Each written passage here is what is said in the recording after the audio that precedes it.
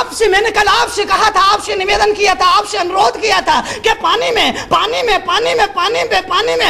में मछली रहती है, पानी का मूल्य नहीं समझ पाती है, और श्वास चलती है और आप श्वास का महत्व नहीं समझ पाते।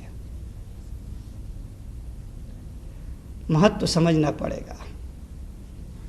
सम्राट ने कहा, एक गिलास पानी के लिए मैं तुझे 60 गांव का पट्टा बख्शीश करता हूं। वो चरवाहा बहुत खुश हुआ, बहुत प्रसन्न हुआ। एक गिलास पानी का इतनी बड़ी कीमत उसे दी जा रही थी।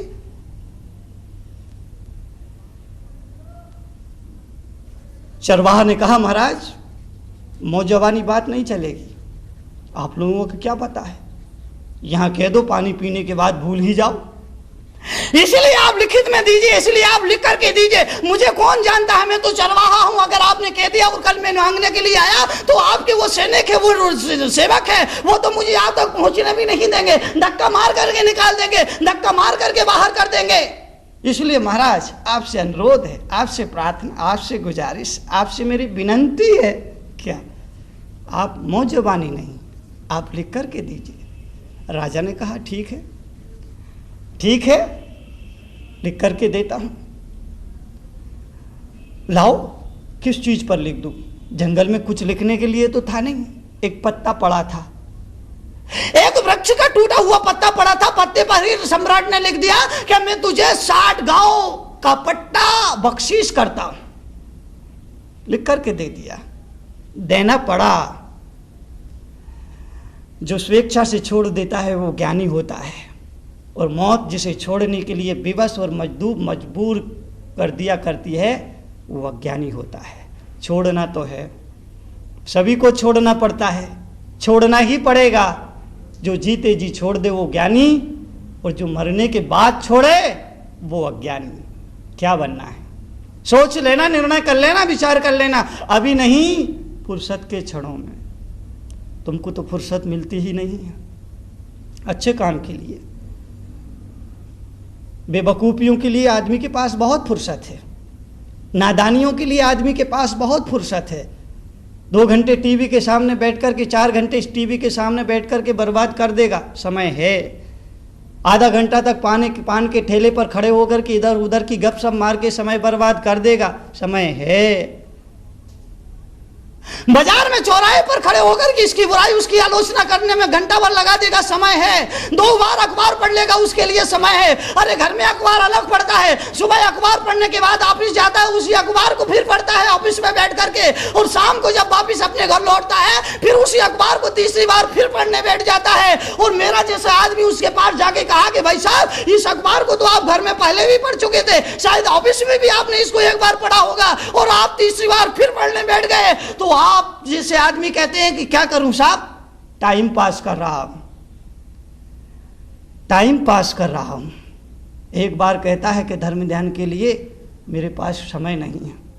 अगर उस आदमी से कहा जाए कि जीवन में थोड़ा सत्संग कर लिया कर, जीवन में थोड़ा दान पुण्य कर लिया कर, जीवन में थोड़ा भगवान का भजन कीर्तन कर लिया कर, जीवन में थोड़ी सी स्तुति प्रार्थना कर लिया कर, तो वो आदमी कहता कि मेरे पास टाइम नहीं है, मेरे पास समय नहीं है। और उसी आदमी से पूछा जाए कि तीसरी बार इस अखबार को क्यों पढ़ रहा है, तो कहता है क्या करूं, टाइम पास कर रहा।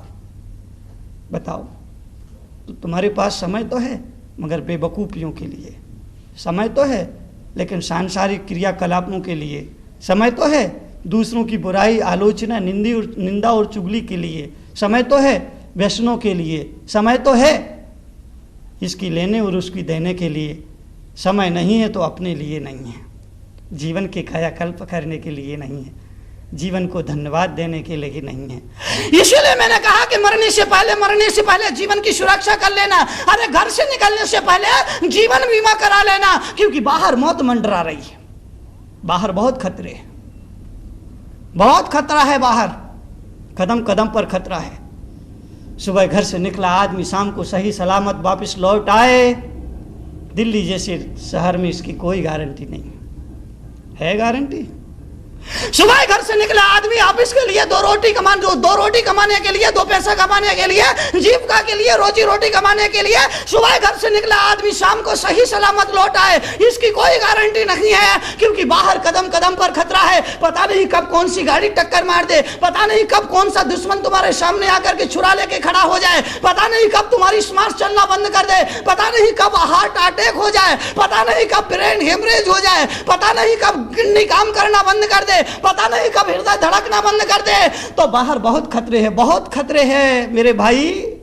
इसलिए मैं बहुत करुणा से कह रहा हूं, घर से निकलने से पहले जीवन का बीमा करा लेना। और जीवन बीमा से मेरा इतना ही तात्पर्य है, जीवन बीमा से मेरा इतना ही अर्थ है, लाइफ इंश्योरेंस से मेरा इतना ही प्रयोजन है कि सुबह उठ करके 5 मिनट 10 मिनट बैठ करके, घंटा आधा घंटा बैठ करके, 1-2 घड़ी बैठ करके उस परम पिता परमात्मा को धन्यवाद दे लेना, उसकी प्रार्थना कर लेना, उसकी अरदास कर लेना, उसको नमन कर लेना, शांत मन से, सच्चे मन से, हृदय से उसे एक बार पुकार लेना और कहना कि हे मेरे परमात्मा, तू मैं बाहर जा रहा हूं, तुझे मेरे साथ रहना है, रक्षा कवच का काम करना है, आशीष बना करके रखना है। एक तू ही तो रखवाला है जो बाहर मेरी रक्षा कर सकता है, बाकी तो कोई रखवाला है नहीं, बाकी कोई सहारा नहीं देखता है, बाकी कोई आसरा नहीं देखता है। इसलिए मेरे प्रभु, मेरे ईश्वर, मेरे ब्रह्मा, मेरे जिनेंद्र, मेरे बुद्ध, मेरे महावीर, तुम मेरे साथ रहना। उस प्रभु का आशीष, उस गुरु का अनुग्रह अपने साथ लेकर के चलना, तो रक्षा होगी, तो सुरक्षा होगी।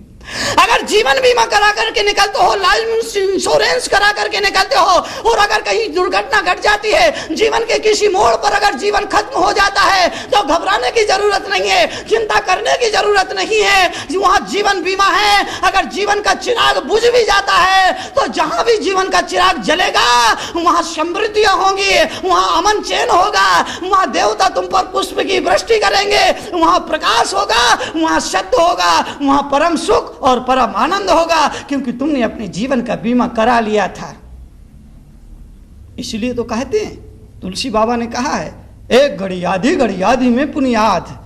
तुलसीदास ने कहा, एक घड़ी सुबह उठ के भजन कर ले, 24 घंटे में 60 घड़ी होती है, 1 घंटे में 2 घड़ी होती है, 24 मिनट की 1 घड़ी होती है।